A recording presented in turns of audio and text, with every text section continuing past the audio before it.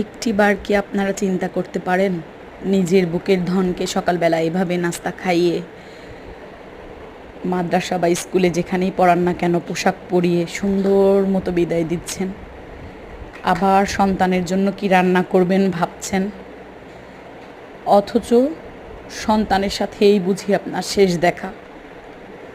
হয়তো বা পাবেন ওর শরীরের এক টুকরো কালো কয়লা,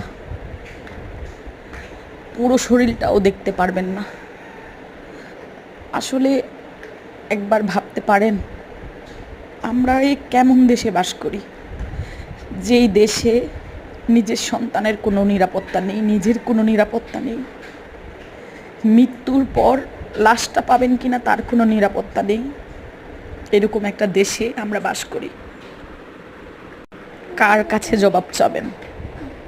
এই মৃত্যুর জবাব কার কাছে যাবেন? রাষ্ট্র দিতে পারবে আপনাকে, না আপনি নিজের কাছে পাবেন?